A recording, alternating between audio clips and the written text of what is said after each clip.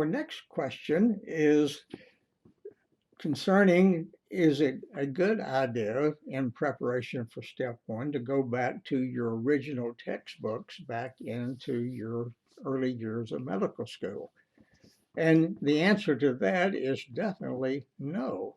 Uh, you have to remember the textbooks that you use back in your individual courses and rotations, etc., were designed for that purpose. So they were there, the textbooks were there to give you in-depth information for your initial preparation. But when you get to step one, you want to avoid a lot of that trivial and in-depth information.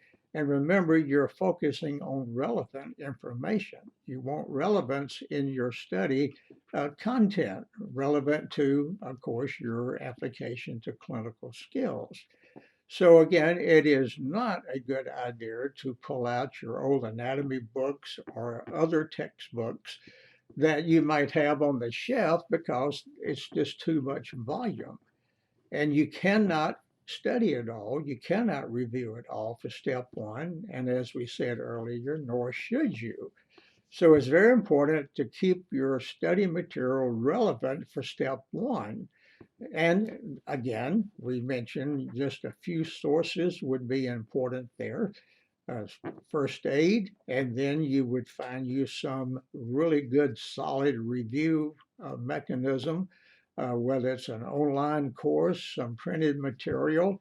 But again, you do not want to go back and try to reinvent all of the early points of study that you did in the first few years by pulling out old textbooks. So that's a very definite no. You would be quickly overwhelmed by information and you would lose the focus of your purpose for step one, the relevance to clinical medicine.